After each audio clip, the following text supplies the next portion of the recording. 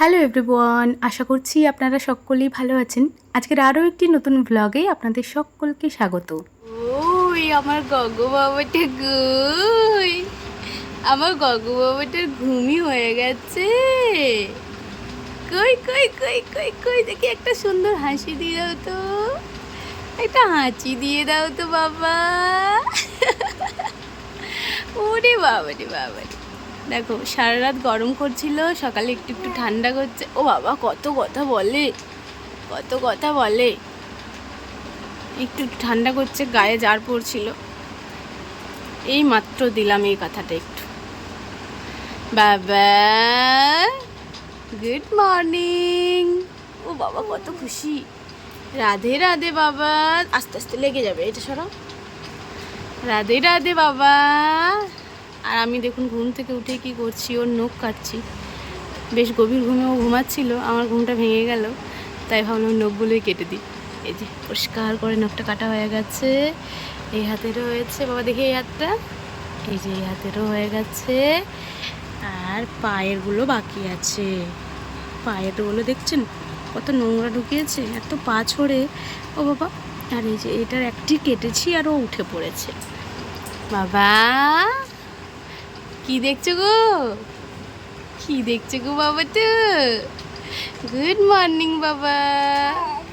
ও বাবা রে, রাধে রাধে বাবা, রাধে রাধে। দেখো সকাল সকালও কত খুশি। আর এদিকে আমার অবস্থাটা একবার দেখুন, মানে এত গরম, চুলটা কিভাবে রাখবো খুঁজে পাচ্ছিলাম না। দুই দিকে দুটো পুঁটলি বেঁধে নিয়েছি, এত গরম লাগছিল রাত্রে। আর সকাল টাইমে কিন্তু বেশ ভালো লাগছে। এই যে চুলটা কিন্তু আমি খুব শীঘ্রই কেটে ফেলবো, মানে আর রাখা যাচ্ছে না আমার এই চুল। এখন 6টা বাজে, মানে ডেলিভারির পর আজকে বোধহয় 6টার সময় আমি উঠলাম। আসলে কালকে সকাল সকাল ঘুমিয়ে পড়েছিলাম, আমিও ওর সাথে ঘুমিয়ে পড়েছিলাম। নয়তো ও সকাল সকাল ঘুমিয়ে পড়লেও আমি ঘুমাই না। যাই হোক সকাল সকাল উঠে পড়েছি, কারণ এত গরম, গরমে না একটু পর করে মানে কিছুই করা যাচ্ছে না, এত ঘাম দিচ্ছে। তাই কয়েকদিন ধরে ভাবছিলাম সকাল সকাল উঠবো, যাই হোক আজকে উঠতে পেরেছি। আর এই যে আমার মা, কি করছো? মা আর বাবা নিচেতে শুয়েছিল, আমরা তো ওই ধারের ঘরটাতে শুচ্ছিলাম, নতুন খাটটাতে। তবে ওই ধারের ঘরে সারাটা দিন ওই পাশের দেওয়ালটা, জানলা দেওয়ার পাশের দেওয়ালটা রোদ পাই, সে কারণে এত গরম সন্ধ্যের পরে। এই যে দেখো ওদের দুজন খেলা দেখতো। আমাকে ধরতে যাচ্ছে হাতে করে। ও মা, আর বমি করছিলে? কালকেও অনেকটা বমি করেছে জানেন, মানে আমি এত ভয় পেয়ে গেছিলাম। এমনটা হয় বাচ্চাদের, এমনটা হয়। যাই হোক ওই পাশে এত গরম, ওই রুমটা 1 সেকেন্ড থাকা যাচ্ছে না। আর পুজো তো ওই রুমে গেলেই সেই কাঁই কাঁই করছে, সে কারণে এই যে এই পাশের রুমটা, আমাদের কলেজের যে পাশের রুমটা, মানে 3 নাম্বার রুমটা, ওই রুমটাতে আজ রাত্রে আমরা শুয়েছিলাম। আমি আর কিছু খাটের উপরে শুয়েছিলাম, মা আর বাবা নিচেতে শুয়েছিল। আর দুটো ফ্যান চলছে, ওপরে একটা আর ওই পাশে একটা টেবিল ফ্যান। টেবিল ফ্যানটা তো মা আর বাবা নিয়েছিল, তবু একটু একটু হাওয়া আসছিল আমার দিকে। আর উপরের হাওয়া খুব একটা আসে না মশারির ভেতরে, তবুও এই ঘরটা ঠান্ডা। এই যে বাবা, কই রে বাবা? ওই দেখো দেখো দেখো, সকাল টাইমে এত খুশি থাকে। কই রে বাবা, আমার বাবাটা কই? যাই হোক ঘুমটা তো ভাঙলো সকাল সকাল, এরপর কাজকর্মগুলো সব সকাল সকাল হয়ে গেলেই ভালো হয়, কারণ সকাল সকাল যেহেতু উঠেছি একটু পরে আবার ঘুম পেয়ে যাবে। তো পুচু যখন 10টা 11টা সময় করে ঘুমাবে, আমিও ওর সাথে একটু ঘুমিয়ে যাবো, তাই সমস্ত কাজকর্ম আগে করে নেবো। যাই হোক চলুন, পায়ের নখগুলো এরপর দেখি ওকে দিয়ে কাটাতে পারি। এত গল্প করতে শিখেছে বন্ধুরা, কি বলবো। কই রে বাবা? দাদা গায়ে হিচু করে দে। ও দিদুনির সাথে কত গল্প করছে দেখো। কই কই রে বাবা? দেখছেন কত কথা শিখেছে নীল আমার। ও বাবা আমার সোনাটা, আমার সোনা বাবাটা। খাবে তুমি? খিদে পেয়েছে? ও বাবা, আচ্ছা আচ্ছা আচ্ছা আচ্ছা আচ্ছা, খিদে পেয়েছে গো আমার সোনাটার। মা কিন্তু হাম্পি খায়নি, হ্যাঁ মা ওরকম নিয়ে যায় মুখটা। বাচ্চাদের হাম্পি খাওয়া ঠিক নয় এখন, মিনিমাম 6 মাস অবধি, বলো মা? নিবে বাবা, নিবে।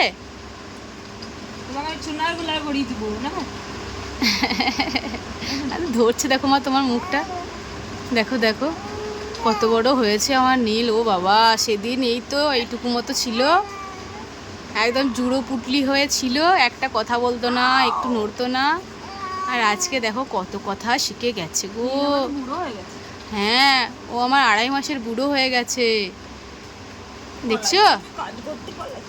চলে যাচ্ছে দিদুন, কাজ করতে চলে যাচ্ছে, চলে যাচ্ছে বাবা। ও কিন্তু হাত বাড়াই, আবার বলবে বাবাকে কোলে নে, বাবা বাবা। ওরে বাবা, অনেকে বলেন যে দিদি তুমি নীলের মাথায় বালিশ দাও না, নীলের মাথাটা চ্যাপটা হয়ে যায় না। তো ওর মাথা চ্যাপটা হয় না কারণ আমি ঘুরিয়ে ঘুরিয়ে ওকে শোয়াই। যখন দেখি মাথাটা এই সাইডটা কিছু হচ্ছে তখন আমি ওইদিকে চাপ দিয়ে শোয়াই, যখন দেখি এদিকে তখন এদিকে, মানে বালিশ না দিয়েই ওকে কিন্তু শোয়াই আমি। আর মাথাটা কিন্তু ওর এখনও পর্যন্ত চ্যাপটা হয়নি, গোলই রয়েছে। যখনও হয়েছিল তখন কিন্তু মাথাটা একটু টেরা বাঁকা হয়ে গেছিলো মা, বলো?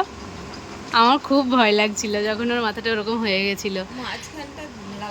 হ্যাঁ, এইখানটা না, এই দিকটা বেরিয়ে গেছিলো আর ওই দিকটা উঁচু হয়ে গেছিলো। আমার খুব ভয় লাগছিল মাথাটা দেখে, তবে এখন ঠিক হয়ে গেছে। বাবা, আসলে নর্মাল ডেলিভারিতে না এই প্রবলেমটাই হয়, মাথাটা কেমন যেন চেপটে বেঁকে টেরে যায়। কই বাবা, উঠবো না নাকি আমরা? উঠবো না, চলুন ওর সাথে গল্প করলে গল্পই করা হবে, এরপর উঠি। আলু আর ডিম সেদ্ধ করতে দিয়ে আমি ওদিকে ঝাটপাট দিচ্ছিলাম, তো ঝাট দেওয়া আমার হয়ে গেছে। আর এদিকে দেখুন গরম গরম ডিমটা এখন আমি খেয়ে নিচ্ছি। ডেলিভারির পরেও কিন্তু ডিমটা রোজ খাওয়ার চেষ্টা করি, তবে এখন জানেন তো সব দিন খেতে আবার মনে থাকে না, তাড়াহুড়ো করে ভুলেই যাই। মুড়ি খাওয়ার পরে মা তাড়াতাড়ি করে ভাতটা রান্না করে দিয়েছে, এখন মা রেডি হয়ে গেছে, এরপর বেরিয়ে পড়বে। এখন খুব বেশি বেলা হয়নি, ওই 11টা বাজবে খুব জোর। তো এই সময় মা আর বাবা বেরিয়ে পড়ছে। আপনাদেরকে বলেছিলাম কিছুদিন আগেই তো আমার বাবার মাসি মারা গেছে, আজকে ওনার শ্রাদ্ধ অনুষ্ঠান। তো মা আর বাবা যাচ্ছে এখন হরেকৃষ্ণপুর। সকালবেলা পুজো তো বেশ খেলা করছিল, তারপর থেকে ওই যে ঘুম দিয়েছে এখনো পর্যন্ত কিন্তু ওঠার নাম নেই। মা আর তো বেরিয়ে গেল। পুচুর আজকে কি হয়েছে, মানে ঘুমের ঘোরও ছাড়ছে না, এখনো অবধি ঘুমাচ্ছে ও। দেখি ওকে ডেকে তুলি এরপর। বাকি রুমের বিছানা গোছানো হয়ে গেছে, ঘর ঝাড় দেওয়া মোছাও হয়ে গেছে, তবে এই রুমের বিছানাটা গোছানো হয়নি, তার কারণ পুচু ঘুমাচ্ছিল। তো ওকে আমি আর ডিস্টার্ব করিনি, কারণ ও যদি ঘুম থেকে উঠে যায় কোনো কাজকর্মই আমি ঠিক করে করতে পারবো না। তো এতক্ষণে ওকে অনেক ডাকার চেষ্টা করলাম, তবুও উঠলো না। তো ওকে এখন আকাশের কাছে দিয়েছি, আকাশ তো পড়ছে, আর আমি ততক্ষণে এদিকের বিছানাটা সুন্দর করে গুছিয়ে নিচ্ছি। একটা কমেন্ট প্রত্যেকটা ভিডিওতেই আমাকে অনেকেই করে, দিদি তুমি নীলকে কতক্ষণ পর পর ফিড করাও? আমি কিন্তু নীলকে ফিড করার জন্য কোনো রকম জোর করি না, ওই যখন খেতে চাই তখনই খাওয়াই। তবে যখন দেখি 3 ঘন্টা 4 ঘন্টা হয়ে যাচ্ছে তবুও ও উঠছে না নিজের থেকে, তখন কিন্তু আমি ওর পাশে শুয়ে ওকে শুয়ে শুয়েই ফিড করিয়ে দিই। হ্যাঁ, 1.5 মাস বয়স থেকেই কিন্তু ওকে আমি শুয়ে শুয়ে ফিড করাচ্ছি। আর শুয়ে শুয়ে ফিড করানোর সময় অবশ্যই আমি লক্ষ্য রাখি যে ও ঠিকঠাক করে নিঃশ্বাস নিচ্ছে কিনা, তার সাথে ওর গলায় লেগে যাচ্ছে কিনা। মানে ফিড করানোর সময় পুরো মনোযোগটা কিন্তু আমার ওর দিকেই থাকে। নীল যেহেতু উঠলো না, তাই বিছানাটা গুছিয়ে নিয়ে আমি স্নানটা সেরে নিলাম, কারণ এরপর ওকে স্নান করাবো, তো তারপর আবার আমার স্নান করতে দেরি হয়ে যাবে। সকালবেলা মা পুচুরে কাপড়গুলো কেচে দিয়ে গেছিল, তো এগুলো সুন্দর শুকিয়ে গেছে, তো এখন তুলে নিচ্ছি। গ্রীষ্মকালের এই একটি জিনিস আমার খুবই ভালো লাগে, জামা কাপড় যতই কাচা ধোয়া করুন না কেন একদিনের মধ্যেই কিন্তু সবগুলোই শুকিয়ে যায়। তবে ওই যে এতই পরিমাণে গরম, আমার তো ভীষণ কষ্ট হয়ে যায় ঘাম দেয় বলে। আমাদের বাড়ির আম গাছটাতে কিন্তু বেশ অনেক আম ধরেছে, ভিডিওতে নিশ্চয়ই আপনারা লক্ষ্য করলেন। আমগুলো যখন পাকে তখন মধুর চেয়েও মিষ্টি, যেন মনে হয় অমৃত খাচ্ছি। এখানে সবকটা জামা কাপড়ই তো শুকিয়ে গেছে, পুচুরগুলো আমি এক হাতে নিয়েছি আর বাকিগুলো মানে আমাদের জামা কাপড়গুলো আরেক হাতে, কারণ পুচুর জামা কাপড়গুলো আমি যে রুমটাতে থাকি সেখানে রাখবো, আর বাকিগুলো অন্য রুমে রেখে দিলাম। আর এদিকে এই কাঁথাটাতে কিন্তু পুচু টয়লেট করেছিল, আজকে আর কাঁচা হলো না, তো ওটা একটু রোদ্দুরে দিয়ে দিয়েছিলাম। আরও আজকের দিনটা শোয়াবো, তারপর মা এসে পরে কাঁচা ধোয়া করবে, কারণ আমি কাঁথা কাচতে পারবো না, ভীষণ কষ্ট হয়ে যায় কাঁথা কাচলে। এদিকে আমার নাইটিটা আমি মিলে দিলাম। একজন কমেন্ট করছিল, দিদি তুমি কি নাইটির সাথে প্যান্ট পরো, মানে এই যে বড় বড় হাফ প্যান্টগুলো? তো হ্যাঁ, আমি নাইটির সাথে এই বড় বড় 3/4 প্যান্টগুলোই পরি। সকালবেলা যখন টাইম কলে জল আসে তখন কিন্তু মা পুচুর জন্য এই জলটা রোদে দিয়ে দেয়, আর এই রোদে দেওয়া জলটাতেই আমি নীলকে রোজ স্নান করাই। হ্যাঁ, এখন গরমের দিনে নীলকে কিন্তু রোজই স্নান করাচ্ছি। তবে জানেন তো এখন কিন্তু আর তেল মালিশটা করছি না, কারণ আমার মনে হচ্ছে মুখের মধ্যে কেমন গুড়ি গুড়ি বের হয়ে যাচ্ছিল। তবে এই যে তেল মালিশ করাটা বন্ধ করে দিয়েছি, এখন আর সেটা হচ্ছে না। আসলে গরমের কারণে বাচ্চাদের শরীরে কিন্তু অনেক কিছুই বেরিয়ে যেতে পারে, তাই সব কিছু একটু লক্ষ্য রাখতে হবে। যখন যেটা মনে হবে যে এখন এটা করা যাবে না, তখন সেটা বাদ দিয়ে দিতে হবে। যাই হোক, প্রথমেই কিন্তু ভিজে কাপড়ে করে আমি পুচুর চোখ, নাক, এমনকি মুখের ভেতরটাও সুন্দর করে পরিষ্কার করে নিলাম। আর তারপর রোজই কিন্তু আমি এই কানগুলোকেও পরিষ্কার করে নিই, কারণ ফিড করানোর সময় মিল্ক গড়িয়ে গড়িয়ে এই কানের কাছে জমা হয়ে যায়। রোজই কিন্তু এই জায়গাটা কেমন মেরমের করে, তো রোজই আমি এই জায়গাটা সুন্দর করে ক্লিন করে নিই। আর যেখানে যেখানে প্রচুর ভাঁজ পড়ে সেই জায়গাগুলো কিন্তু সুন্দর করে মুছে নিই, কারণ বাচ্চাদের শরীরের এই ভাঁজ পড়া জায়গাগুলোতেই কিন্তু নোংরা জমে থাকে, আর নোংরা জমে থাকলেই কিন্তু ওই জায়গায় র্যাশ কিংবা প্রবলেম হতে পারে। তো সেজন্য আমি ওই জায়গাগুলো সুন্দর করে মুছে নিই। আর আমার নীল কিন্তু স্নান করার সময় ভীষণ এনজয় করে। এখন কিন্তু ওকে সাদা জল দিয়েই স্নান করাচ্ছি। নীলকে তো এখন অয়েল ম্যাসাজ দিচ্ছি না, ভেবেছি সপ্তাহে 1 দিন কিংবা 2 দিন দেব। তবে হ্যাঁ, স্নানের পরে কিন্তু ডাক্তার যে লোশনটা দিয়েছিল, ওই লোশনটা আমি অল্প করে ওকে মাখিয়ে দিই। মা বলছিল মাংসর ঝোল আলু ভাতে ভাত রান্না করে দিয়ে যায়, তবে কেন জানি না আজকে আমার পোস্ত খেতে খুব ইচ্ছা করছিল। বাড়িতে ঝিঙেও ছিল, তাই মাকে বলেছিলাম আলু ঝিঙে দিয়ে পোস্ত বানাতে।